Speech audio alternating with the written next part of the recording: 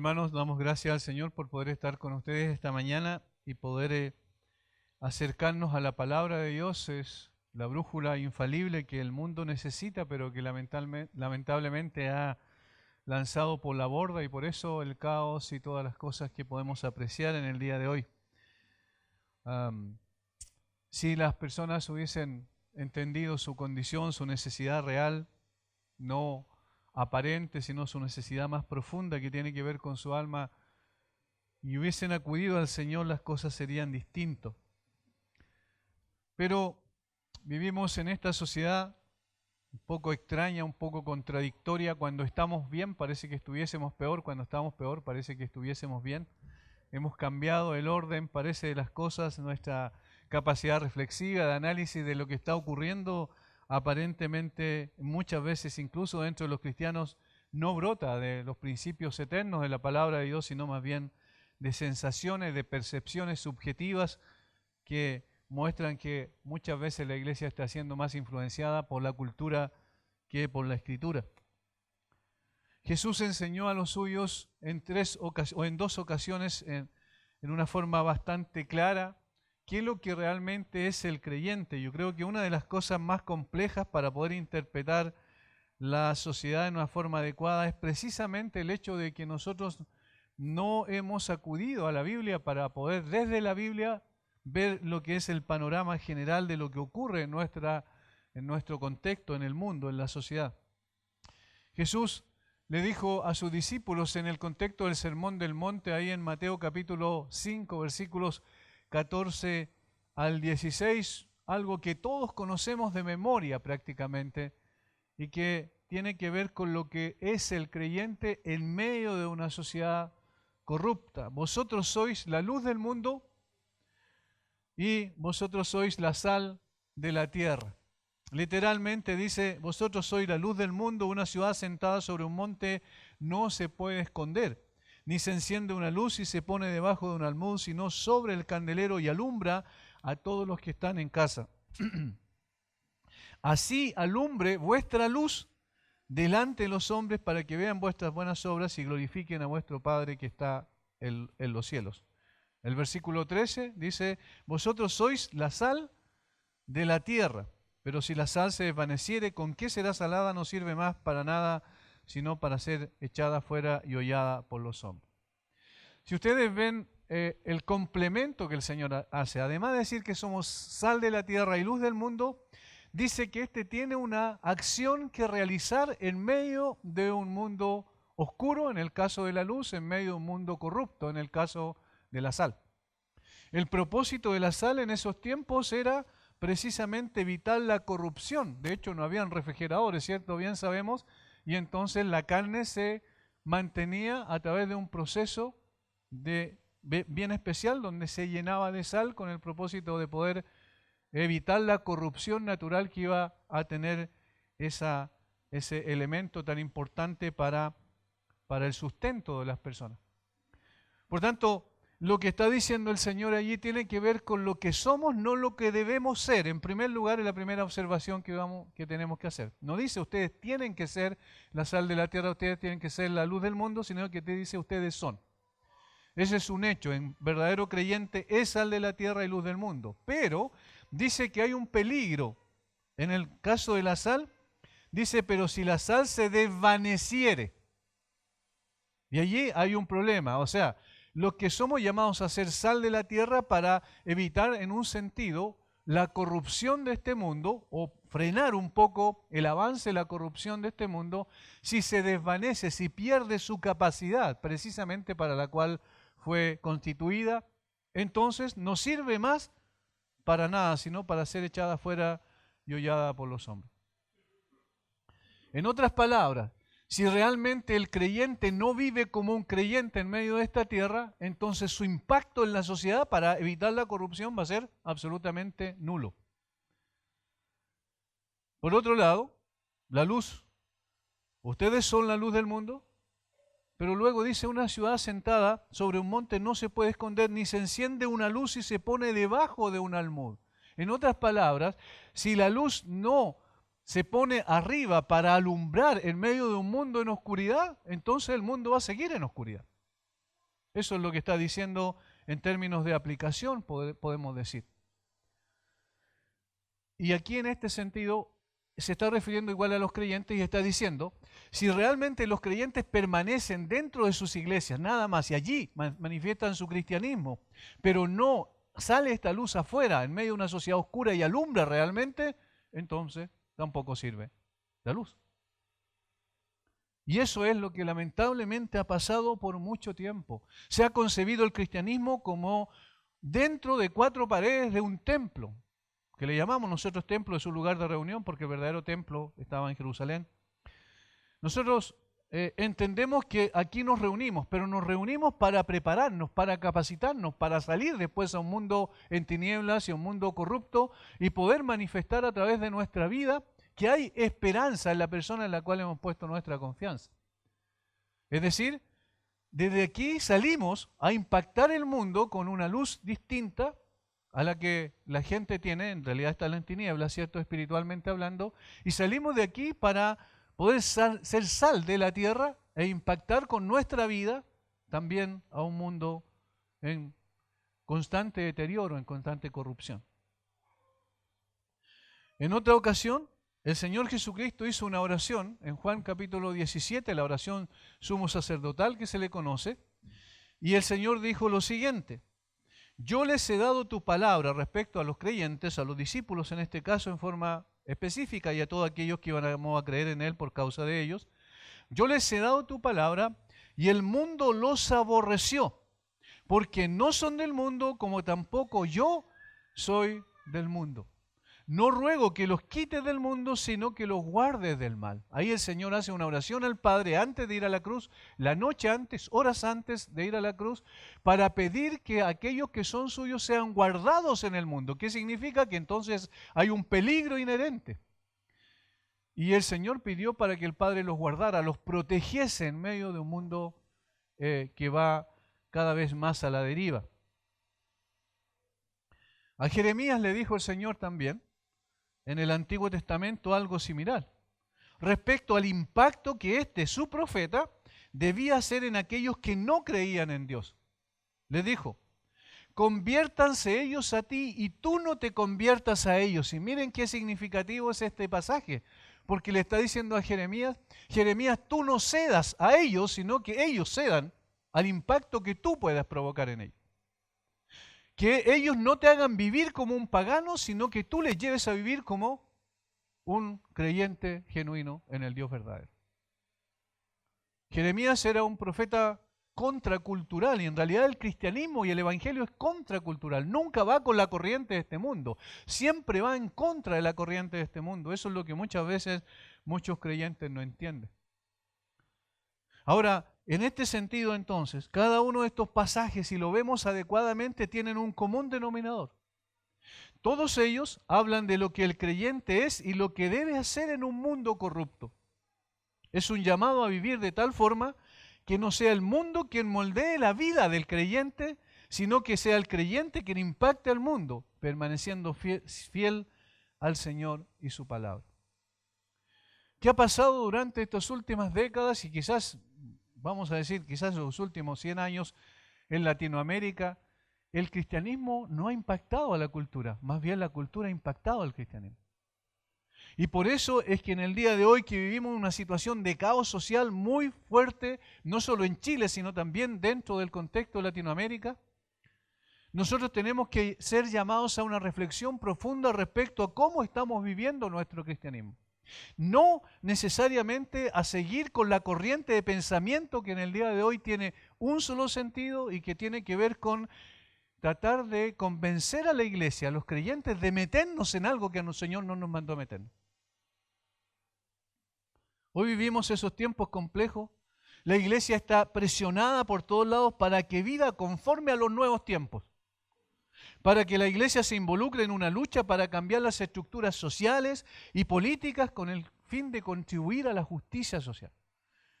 Alguien me preguntó un día, ¿y qué piensa la iglesia de todo esto que está pasando?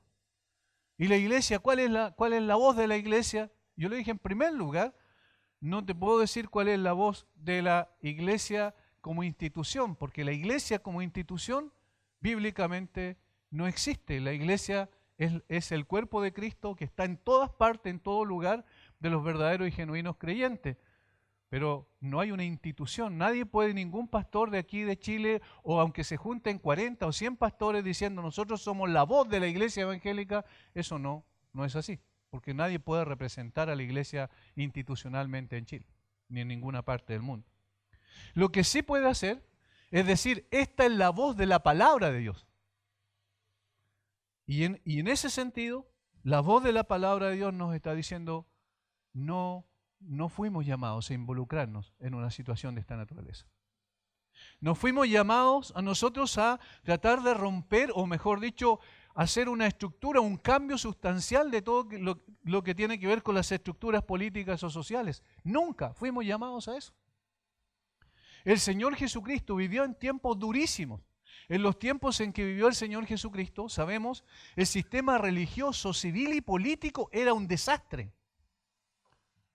Los gobernantes eran absolutamente autoritarios, gobernaban con vara de hierro a las personas.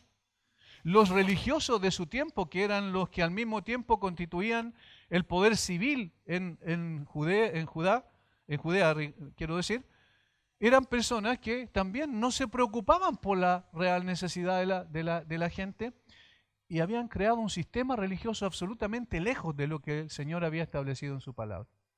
De tal manera que habían gente oprimida, habían gente marginada, había muchas personas que no eran consideradas en la sociedad con buenos ojos. Es decir, había un desastre desde el punto de vista social también. Ahora, el Señor durante 3 años y fracción manifestó, ¿cierto?, su ministerio terrenal. ¿En qué parte de la vida de Jesús Él dice que hay que reestructurar la sociedad? ¿En qué parte en la vida de Jesús?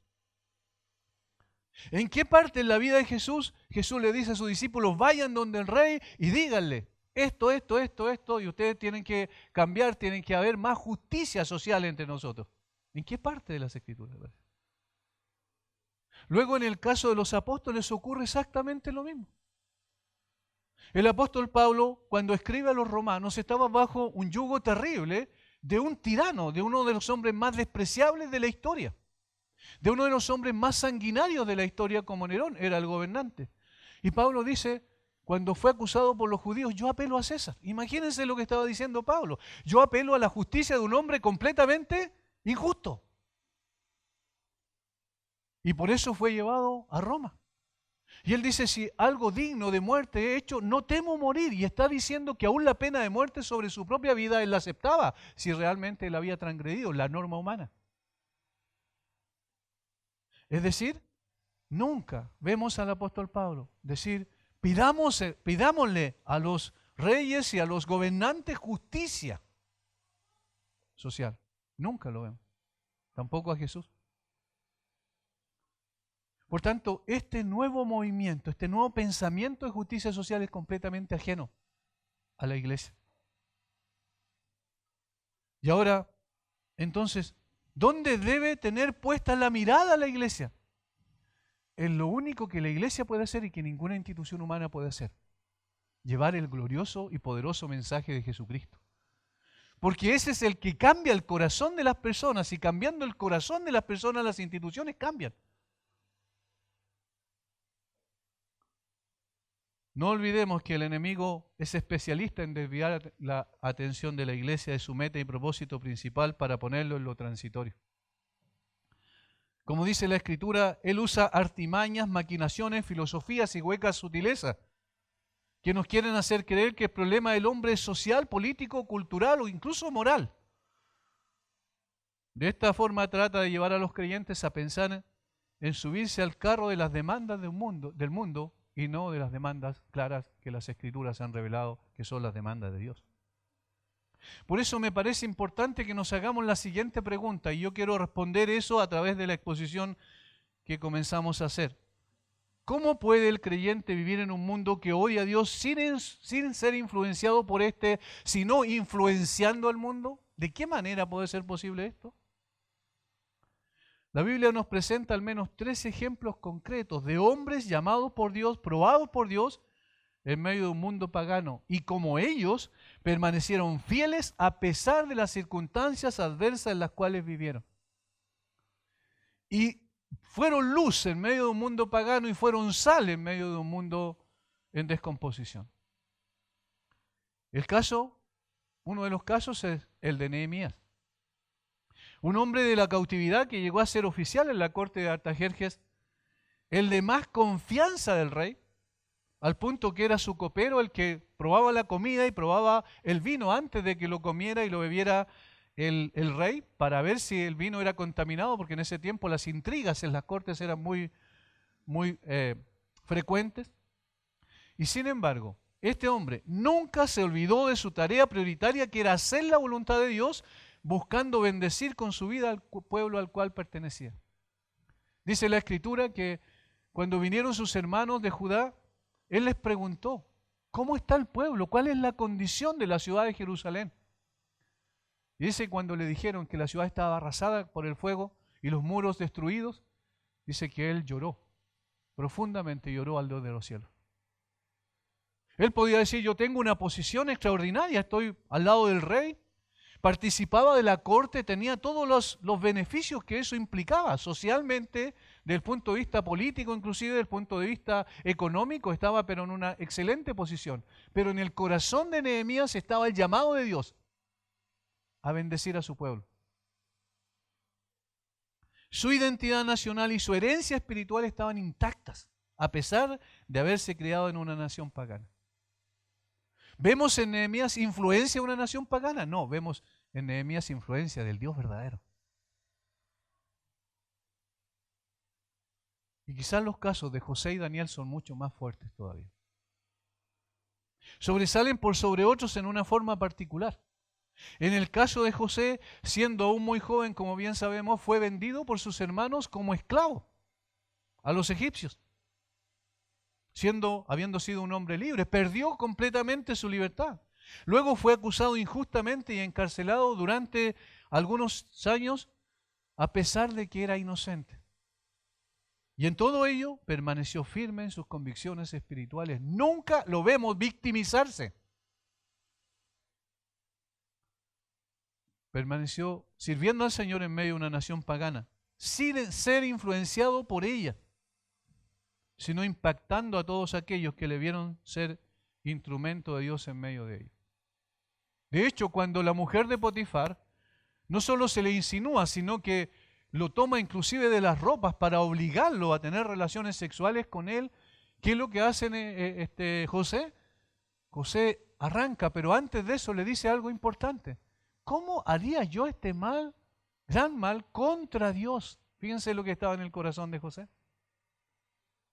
Cualquier persona, en este caso, podía decir: pero tan injusto es Dios que me ha llevado a ser esclavo después de ser un hombre libre. Pero qué terrible es lo que estoy viviendo, y podía haber caído en una depresión tremenda. Sin embargo, él todavía tiene en su corazón y en su mente honrar a Dios. Eso es lo más importante, y por eso él evitó una relación con esta mujer. Luego estuvo años en la cárcel por una calumnia, como acabamos de decir, pero después el Señor lo sacó y fue el segundo hombre más importante en Egipto. De esa manera nosotros vemos a una persona que impactó a un mundo pagano y no fue impactado por el mundo pagano. Sin embargo, hoy yo quiero que nos centremos en Daniel, un hombre extraordinario. Quizás de todos los personajes del Antiguo Testamento, él y sus amigos fueron personas de otro mundo, podríamos decir. No eran dignos, como dice, o el mundo no era digno de ellos, como dice el autor de Hebreos hablando de la fe. Él nos enseña a vivir en el mundo sin ser parte del mundo. Nos enseña a vivir en un mundo extraño para él, completamente desarraigado de su identidad nacional, pero impactando con su vida y fe no solo a uno, sino al menos tres, incluso casi cuatro, podríamos hablar casi de cuatro reyes paganos en toda su vida. Dejó su huella Dios por medio de su siervo. Y en ese sentido veremos dos cosas esenciales nada más de Daniel. A la tarde espero hablar sobre los amigos de Daniel, pero ahora vamos a hablar de Daniel. Lo primero que vemos es que él nos enseña una inmensa lección que tiene que ver con cómo podemos vencer la adversidad en medio de un mundo completamente injusto, en medio de todas las injusticias que podríamos ser objeto. Daniel es un ejemplo de alguien que experimentó devastadoras tragedias en su vida. Nosotros decimos, vivimos en un mundo libre, ¿verdad? Vivimos en una sociedad relativamente normal. Vivimos en un sistema donde todos los días la mayor parte de las personas de este país tienen algo que comer sobre su mesa. Vivimos en nuestro contexto, vivimos con nuestras familias, vivimos en un país donde todos hablamos el mismo idioma, donde todos tenemos una misma identidad nacional. Pero Daniel fue desarraigado de aquello de una manera violenta. Es un ejemplo de cómo alguien que experimentó devastadoras tragedias en su vida no permitió que estas cosas le alejaran de una vida dedicada a Dios. Recuerden que Daniel, y eso tenemos que mirar hacia atrás para ver cómo él llegó a este lugar, era un joven de la aristocracia en la antigua Judea antes del exilio. Provenía del linaje de David, una línea real. Vivió una vida aventajada recibiendo una buena educación y experimentando un privilegiado estilo de vida. Estaba en la corte real desde pequeño, pero de improviso algo cambió. Y en forma violenta, en forma brusca. En el año 605 a.C., Nabucodonosor hizo su primera incursión en Judá. Él hizo 3 incursiones. 605 a.C., 597 a.C., y 585 o 586 a.C., que fue la última donde finalmente destruyó el templo y se llevó cautivos en las 3 ocasiones a personas de Israel.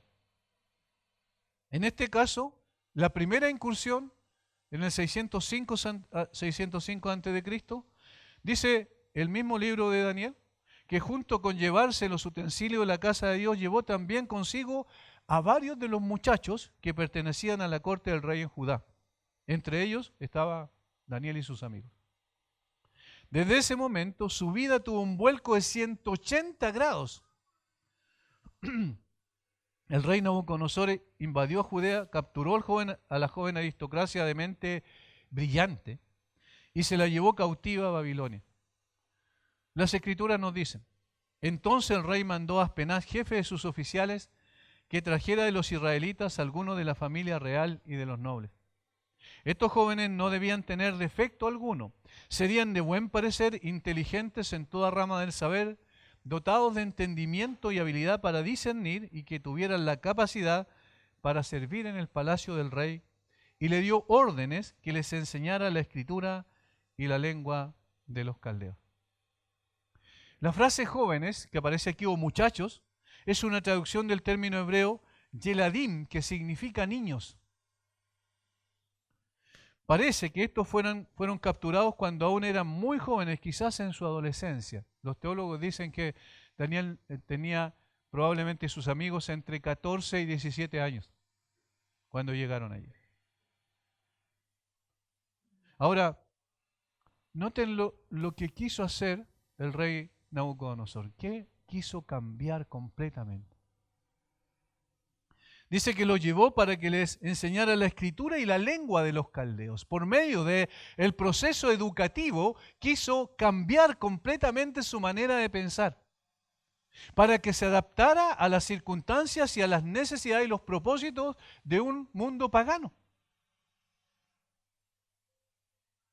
Podríamos decir que es similar a lo que pasa en el día de hoy. Hace 30 o 40 años en Chile, se empezó con el proceso de desintegración moral en la mente de las personas a través del proceso educativo.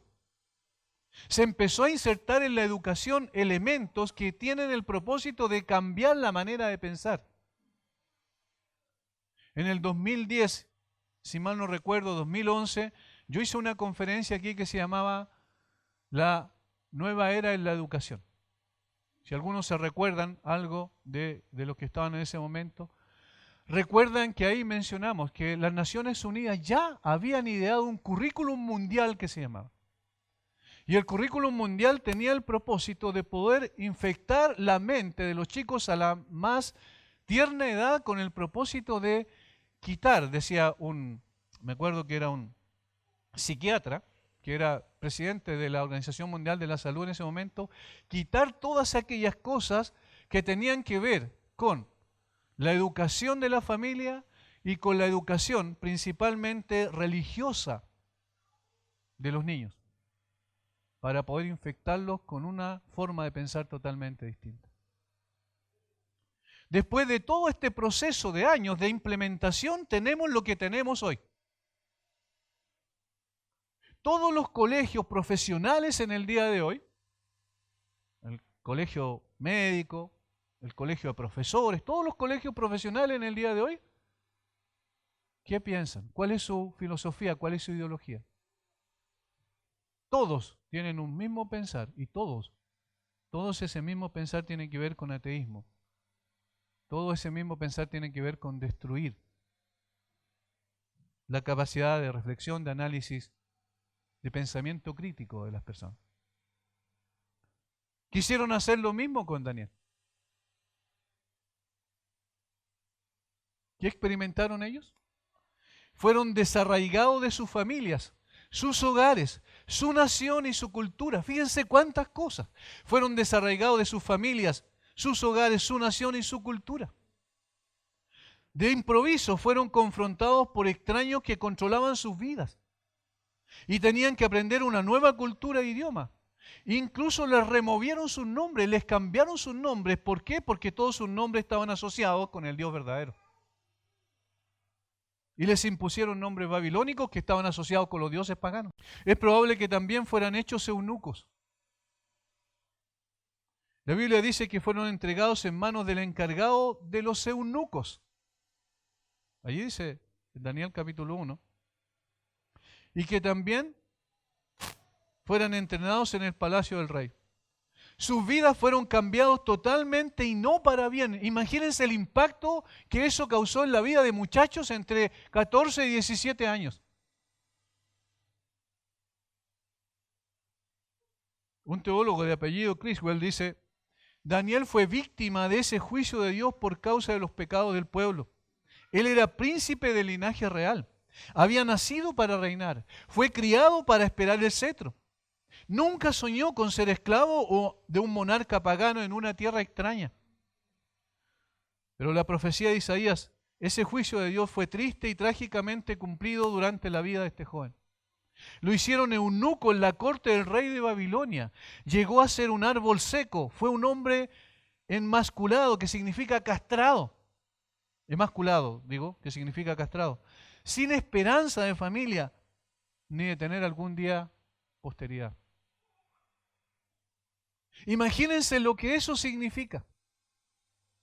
Tratemos de ponernos en el pensamiento esto. Nuestros hijos de 14, 17 años son llevados cautivos a una nación totalmente extraña, con un idioma distinto, con costumbres distintas, con una convicción religiosa completamente distinta.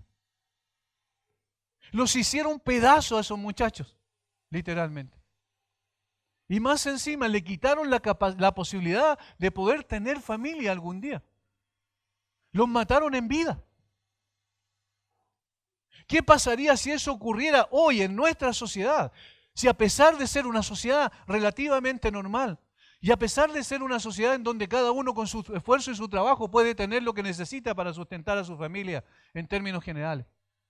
Los chicos entre 13 y 17 años andan haciendo pedazos supermercados hoy día. Andan destruyendo hospitales. ¿Qué pasaría si a esos muchachos se les cambiara de cultura y se les llevara lejos, así como lo hicieron con Daniel? ¿Cómo gritarían por sus derechos? Hermanos, este muchachos, estos muchachos junto con Daniel y sus amigos, estoy hablando, fueron terriblemente destruidos desde el momento donde ellos estaban empezando a vivir y tenían la esperanza probablemente, como dice aquí el teólogo, de ser coronados un día como reyes de Judá. Pero en lugar de la corona, le pusieron los grillos de la esclavitud. Solo tratemos de imaginar qué significa aquello. Habían nacido para reinar y ahora eran llevados como botín de guerra a una nación extraña, alejados para siempre de sus familias y condenados a no concebir familia jamás.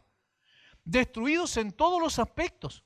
Se le dieron nombres relacionados con los dioses, como dije, babilónicos, para destruir su identidad religiosa. Sin familia, sin religión, sin un pueblo, sin nada. ¿Cómo reaccionaríamos nosotros? ¿De qué manera nosotros reaccionaríamos frente a estas cosas? ¿Como creyentes? ¿Hay que pedir justicia a los paganos? Vamos a correr a decir esto es injusto. Tenemos derechos y vamos a reclamar nuestros derechos. En ninguna parte de la Biblia dice que Daniel y sus amigos hicieron eso. Seguramente podríamos reaccionar con depresión, con ira, con amargura también, como reacciona la gente hoy. Yo he escuchado y he leído de cosas que escriben creyentes diciendo que es comprensible la rabia de la gente. Es comprensible el resentimiento que se acumuló por tantos años. ¿Cómo firmamos algo? Y decimos, no, yo no estoy de acuerdo con la violencia, pero es comprensible la rabia y la ira. ¿De verdad es así? No. Fíjense, un chico tan pequeño, diría un muchacho todavía, un niño prácticamente, como ellos.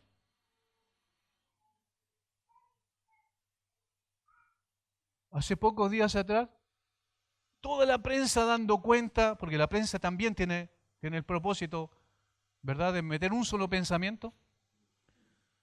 Toda la prensa dando cuenta que esos chicos de 18 años que iban al cantón de reclutamiento iban con sus mamás para que les sacaran el servicio militar. Porque no quieren tener las manos manchadas con sangre. Tantas cosas que se dicen el día de hoy. Sin pensar, sin reflexionar, sin análisis, hermano.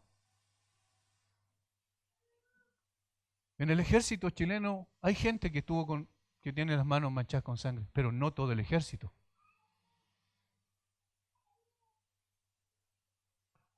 No quieren pertenecer a una institución que alguien le dijo que debían odiar con todo su corazón, igual como se odia a Carabineros en el día de hoy.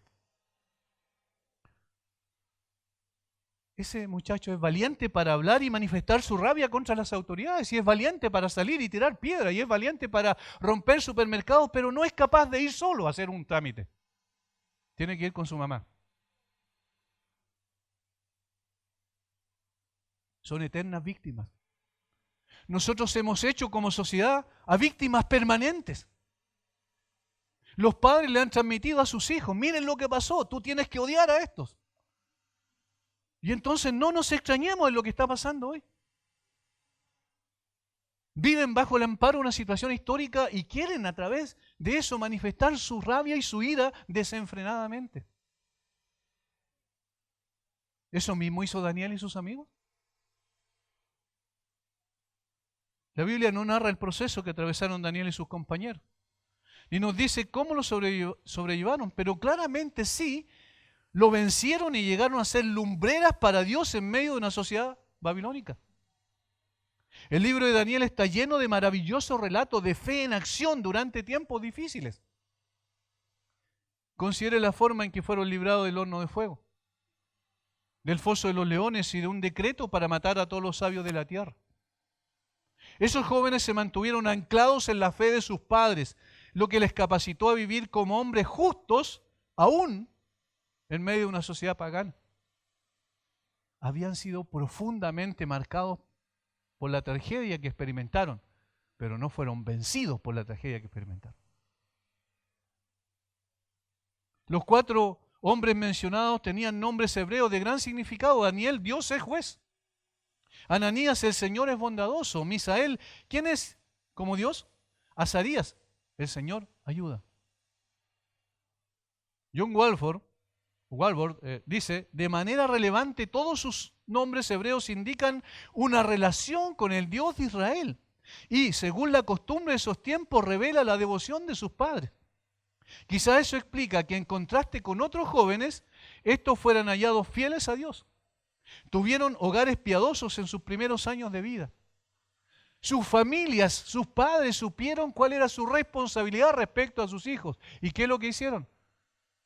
Los saturaron con la palabra de Dios.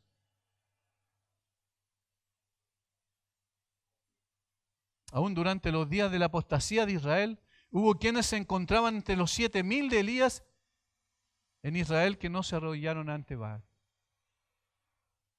Estos muchachos habían sido enseñados, ¿dónde? En el sistema público. No había sistema público de educación.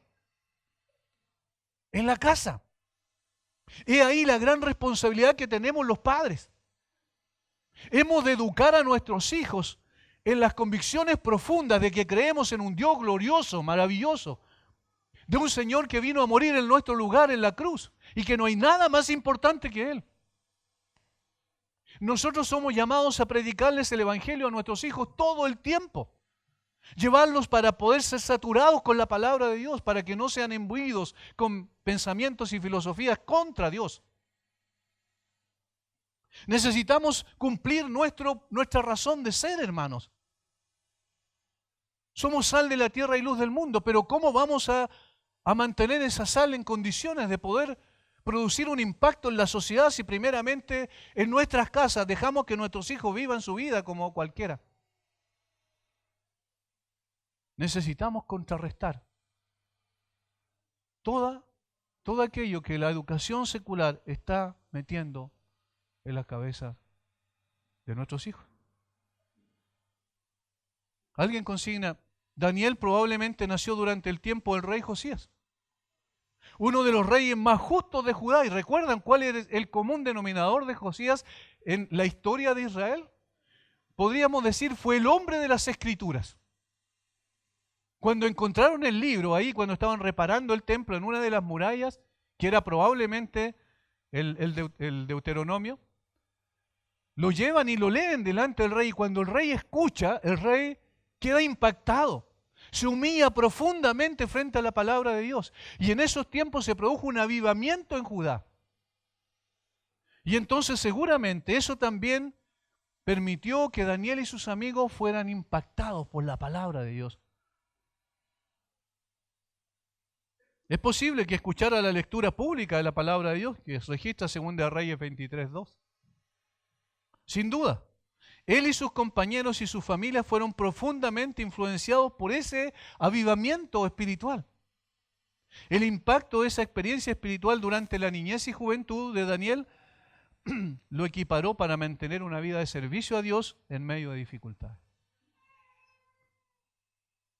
No lo vemos quejándose, lo vemos enfrentando las circunstancias. Pero ¿de dónde venía todo eso? Venía de su preparación cuando su familia entendió que tenía una tarea fundamental que realizar con sus hijos. No cabe duda que Daniel y sus amigos mantuvieron su herencia espiritual intacta, porque desde la niñez fueron educados en las Escrituras. Lo que les dio la capacidad para vivir bajo circunstancias terribles y dolorosas, sin ser cambiados por las circunstancias, sino impactando a ese mundo pagano con su vida y un carácter verdaderamente formado por el Dios verdadero. No se victimizaron, no cayeron en depresión, no pidieron indemnización por torturas a Nabucodonosor. No, hermanos. Estos jóvenes fueron transformados por el poder de la palabra de Dios para permanecer firmes en medio de la adversidad. Nosotros los creyentes todavía parece no hemos creído tan fuertemente en el poder de la palabra de Dios. La palabra de Dios es suficiente para poder no solo salvarnos, sino también transformarnos. Y no solo eso, sino también para transformar la vida de nuestros propios hijos. Y para que ellos sean instrumentos en las manos de Dios para impactar en un mundo sin Cristo. Vivimos hoy en una sociedad en Chile prácticamente secular. Pero nosotros tenemos que entender el papel que nos compete como padres para guiar a nuestros hijos como fueron guiados Daniel y sus amigos. No se convirtieron a los paganos, sino que los paganos se convirtieron a ellos. Es increíble el impacto que causó Daniel en los reyes paganos. Alguien escribió: Dios toma a personas desfiguradas, heridas y cicatrizadas y les ayuda a vencer. Sus vidas glorifican a Dios y bendicen a quienes le rodean.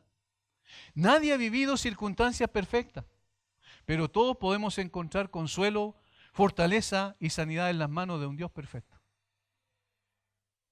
No vivimos en una sociedad perfecta. Vivimos en una sociedad injusta. Y saben, tengo una mala noticia, vamos a seguir viviendo en una sociedad injusta, aunque las estructuras sociales se cambien. Vivimos en una sociedad no ideal, no perfecta. De hecho, nosotros mismos somos imperfectos.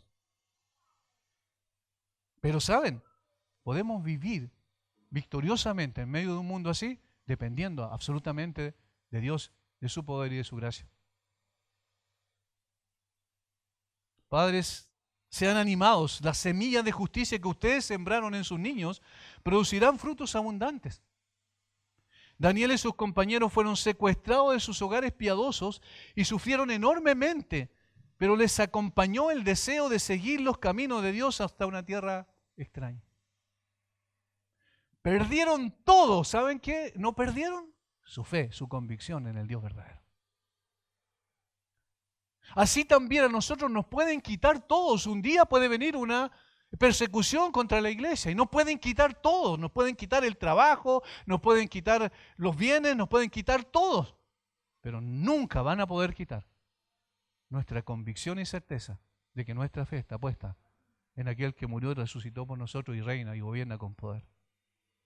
Nadie nos va a poder quitar eso. Pero eso debe notarse en nuestra vida. No debe ser un discurso meramente. Debe ser una realidad práctica, vivencial.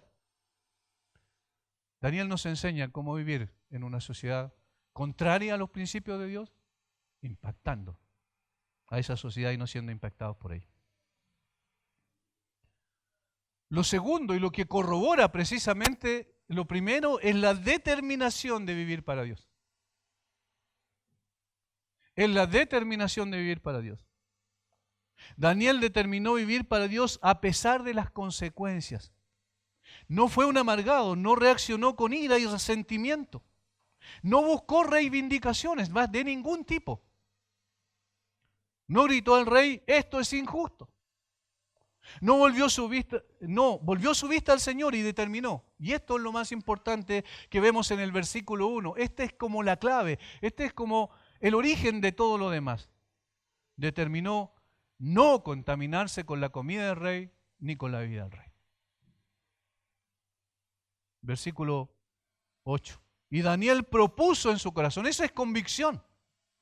Daniel propuso en su corazón no contaminarse con la porción de la comida del rey ni con el vino que él bebía. Y fue capaz de enfrentar a un oficial de la corte de Faraón para decir: ¿saben? Por favor, que no se nos obligue a hacer esto. ¿Saben lo que significaba eso en ese tiempo? Perder la vida. Si alguien se presentaba delante de un oficial del rey y le decía: no queremos hacer lo que el rey dice, ¿saben lo que pasaba inmediatamente si eso llegaba a oídos del rey? Los decapitaban. En el momento. Por tanto, esta palabra o esta breve frase que tiene que ver aparentemente con algo insignificante como la comida, era tan importante porque lo que Daniel estaba diciendo: nosotros no vamos a seguir las tradiciones y la costumbre paganas, nosotros vamos a centrarnos en Dios.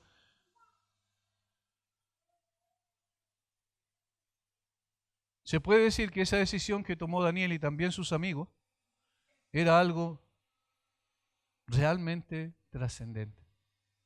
Esta decisión lo preparó para cosas mucho más importantes en lo sucesivo. En otras palabras, Daniel estaba diciendo, no voy a transar con mis principios. El mundo pagano no me va a cambiar mis convicciones. Seguirá siendo un siervo de Dios en medio de toda la presión que ejerzan sobre mí. Y si eso me cuesta la vida, yo lo voy a hacer. ¿De quién estamos hablando? ¿De un hombre de 45 años? ¿De 80 años? ¿De 90 años? Estamos hablando de un joven, de un muchacho adolescente. Y miren lo que había en su corazón. ¿De dónde brota eso? Fue esta primera decisión que tomó Daniel, que Dios honró, dando favor a Daniel delante de los gobernantes. Eso es lo que dice el resto del capítulo, ¿cierto? Finalmente se dio cuenta de que Daniel y sus amigos no tenían necesidad de la otra dieta. Y ahora, aquí es donde a veces yo creo que nosotros caemos en curiosidades, digo yo, que despiertan en la gente. Pero ¿y qué era la comida? ¿Y por qué era la comida? ¿Y cuál era? No interesa eso. ¿Saben lo que interesa? Es que ellos tomaron una determinación de ser fieles a Dios y no ser influenciados por la sociedad pagana de su tiempo.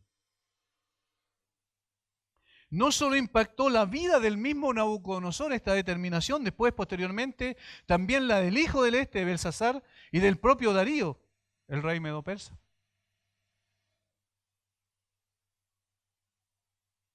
¿Cómo sabemos que Dios lo honró a Daniel? Además de lo que dice allí, ¿cierto? Que le dio gracia delante del jefe de los eunucos. Pero ¿cómo sabemos que Dios lo honró?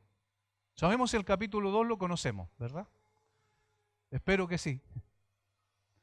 Cuando el rey tiene un sueño y no sabe que el sueño es terrible, pero no se acuerda bien, entonces espera que los sabios de Babilonia, los astrólogos, todos los magos, todos los hechiceros y todas estas personas a los cuales acudía y que tenía como consejeros, pudiesen decirle cuál era la interpretación de este sueño. Y Dios le revela a Daniel esos misterios. En el capítulo 2, versículo 17 al 23. Luego se fue Daniel a su casa, hizo saber lo que había Ananías, Misael y Azarías, sus compañeros. Vamos a decirlo así, se reunió el grupo de creyentes en medio de una sociedad pagana. ¿Y qué hicieron? Para que pidiesen misericordia del Dios del cielo sobre este misterio. Nosotros no podemos, pero Señor, tú puedes. No sé si ven la convicción que tenía él. Para que pidiese misericordia de Dios del cielo sobre este misterio, a fin de que Daniel y sus compañeros no pereciesen con los otros sabios de Babilonia. Entonces el secreto fue revelado a Daniel en visión de noche, por lo cual bendijo a Daniel al Dios del cielo. Le fue revelado el misterio. Dios le revela los misterios a su siervo para que impactara la vida de estos hombres paganos. Ahora, lo que llama la atención es que Daniel nunca se tiró flores, nunca se jactó, nunca se enorgulleció de tener una visión que está mucho más allá de la visión normal de cualquier persona.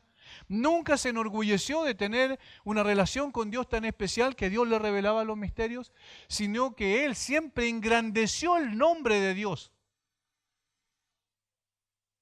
Versículo 20. Y Daniel habló y dijo: sea bendito el nombre de Dios de siglos en siglos, porque suyos son el poder y la sabiduría. Él muda los tiempos y las edades, quita reyes y pone reyes. Da la sabiduría a los sabios y la ciencia a los entendidos. Él revela lo profundo y lo escondido. Conoce lo que está en tinieblas y con él mora la luz. ¿Qué es eso? Es exaltación a Dios en medio de un mundo pagano. Miren, el conocimiento que tenía Daniel de su Dios era personal y profundo. ¿Lo notaron? Suyos son el poder y la sabiduría. Realmente aquí no gobierna Nabucodonosor, el Dios del cielo gobierna. Él quita reyes y pone reyes. Podríamos parafrasear, Él cambia las estructuras sociales y las vuelve a cambiar. Él hace como quiere. Él es soberano, Él está sentado en su trono. Nadie puede detener su mano. Él muda los tiempos y las edades. Da sabiduría a los sabios y la ciencia a los entendidos. Él revela lo profundo, lo que realmente nadie puede entender. Conoce lo que está en tiniebla y con él mora la luz. Por tanto, a ti, oh Dios, de mis padres. Fíjense cómo dice, Dios de mis padres. Te doy gracias y te alabo porque me has dado sabiduría y fuerza. Ahora me has revelado lo que te pedimos, pues nos has dado a conocer el asunto del rey. ¿Ven la relación que tenía este muchacho con Dios? Era un adolescente, volvamos a entender esto, pero la relación que tenía con Dios era profunda, íntima, genuina. En ese lugar donde Daniel estaba no se hacían sacrificios como en el caso de Israel, ¿cierto? Por los cuales las personas se acercaban a Dios a través de un sacrificio. Todo el sistema ceremonial ya no estaba, era otra cosa. Sin embargo, él mantenía su comunión con Dios.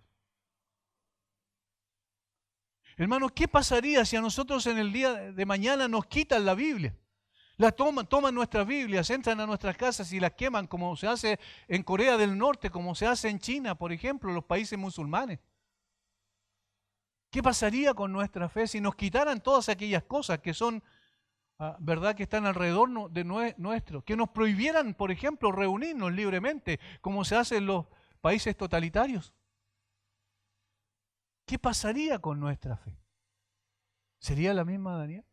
¿Estaríamos orando al Señor y diciendo, no importa, Señor, tú tienes el gobierno de todas las cosas? Nosotros confiamos en ti. Miren qué convicción hay en este muchacho. Hay un Dios en los cielos, le dice a Nabucodonosor, versículo 27-28. Después va y da el testimonio público. Primero en privado, íntimamente. Luego el testimonio público, versículo 27-28. Daniel respondió delante del rey diciendo, el misterio que el rey demanda, ni sabios, ni astrólogos, ni magos, ni adivinos lo pueden revelar al rey. Pero hay un Dios en los cielos, el cual revela los misterios. Él ha dado a saber el rey Nabucodonosor lo que ha de acontecer en los postreros días. He aquí tu sueño y las visiones que has tenido en tu cama. ¿Sabes, Nabucodonosor? Todos tus dioses que tienes, a los cuales adoras, no son más que imaginación de hombre. Pero hay un Dios en los cielos. Un Dios en los cielos. Uno solo, el único y sabio y verdadero Dios. Él revela las cosas. Daniel no le dice, mira, yo soy suficientemente sabio para decirte lo que va a pasar. No, hay un Dios en los cielos. Dígame, ¿eso no impacta el corazón de un pagano? Claro que sí, porque está viendo la evidencia de que el Dios del cielo al cual él adora es el verdadero Dios. Alguien comenta, Daniel siempre hablaba la verdad a los reyes y así exhibía una increíble valentía espiritual. En un estilo verdadero de profeta dijo al rey Nabucodonosor más adelante que Dios lo humillaría cuando este hombre dijo, todo esto lo he construido por mi fuerza y mi capacidad. Y Daniel va donde el rey y le dice, ¿sabes quién es Nabucodonosor? Ojo, el hombre más importante de ese tiempo, del imperio más importante de ese momento.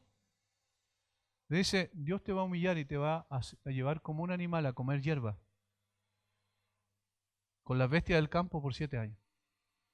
¿Quién se atreve a hacer eso? En otra ocasión se le pidió que interpretara el texto que vio escribirse sobre una pared en el palacio del rey Belsasar. El rey intentó halagar a Daniel y le prometió beneficios materiales y fama. Pero yo he oído decir de ti que puedes dar interpretaciones y resolver problemas difíciles, le dice el rey. Ahora, si puedes leer la inscripción y darme a conocer su interpretación, serás vestido de púrpura y llevarás un collar de oro al cuello y tendrás autoridad como tercero en el reino. Fíjense lo que le estaba ofreciendo. Le estaba ofreciendo riquezas materiales y poder político. ¿Quién no es tentado por esto si alguien viniera y le ofreciera eso? Riquezas materiales y poder político, Daniel 5:16. Pero Daniel evidenció que era un hombre de integridad y rehusó los sobornos. ¿Qué le dice? Sean para ti tus regalos y da tus recompensas a otro. No me interesa. Yo no estoy aquí por eso. Daniel 5:17.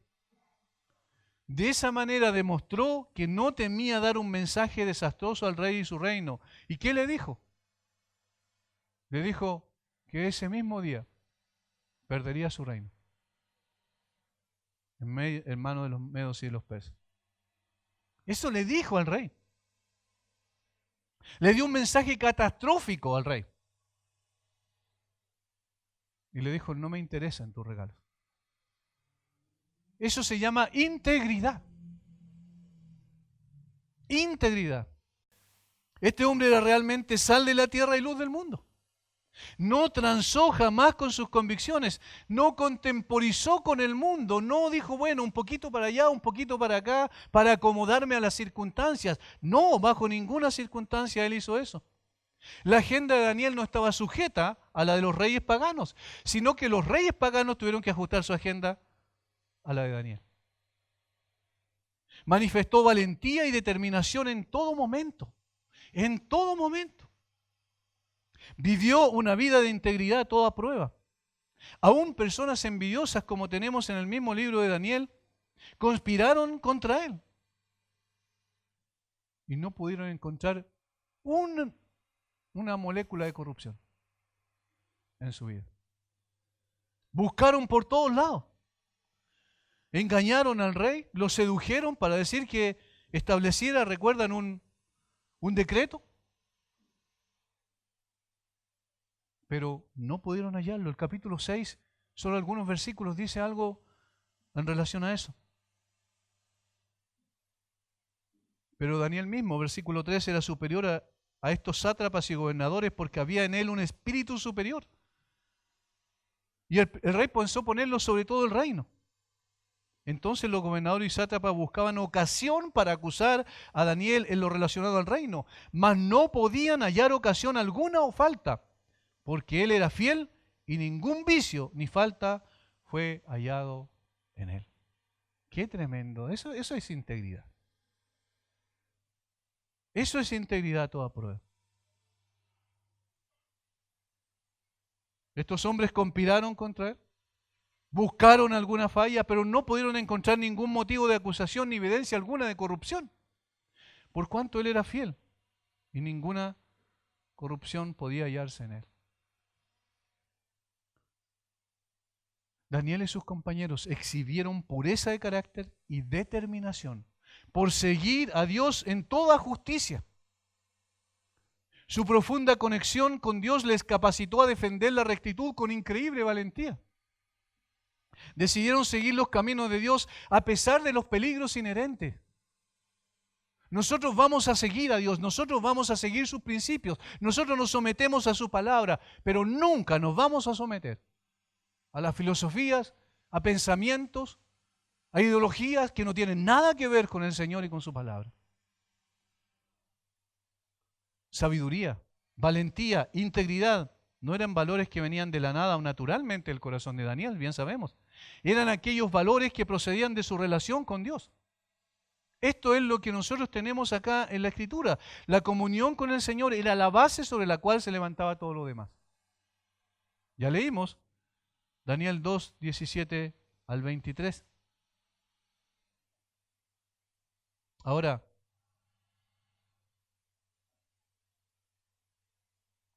en el capítulo 6, cuando estos hombres buscaban algo para acusarlo, se dieron cuenta de una cosa: Daniel oraba 3 veces al día. Y entonces el decreto que pidieron que el rey dictara tenía que ver con que nadie pudiese orar a otro Dios que no fuera el Dios pagano, ¿verdad? Cuando Daniel supo que había sido firmado el documento, entró en su casa. En su aposento superior tenía ventanas abiertas en dirección a Jerusalén. Y como solía hacerlo antes, continuó arrodillándose 3 veces al día, orando y dando gracias a Dios dando gracias delante de su Dios. Daniel 6:10. Un día, dice el resto, otra escritura, un día, mientras Daniel leía el rollo de Jeremías, eso está en el capítulo 9, se dio cuenta que la cautividad tendría un límite de tiempo de solo 70 años. Nosotros podríamos decir, bueno, celebremos una fiesta, porque ya queda poco tiempo para que los 70 años se cumplan. Y vamos a volver a Israel, vamos a volver a Judá. Pero Daniel respondió de otra manera totalmente distinta. ¿Saben cómo respondió? Respondió en oración. Y en el capítulo 9 de Daniel está una de las oraciones más extraordinarias de toda la Biblia. Volví mi rostro a Dios el Señor para buscarlo en oración y súplica. En ayuno, cilicio y ceniza se humilló.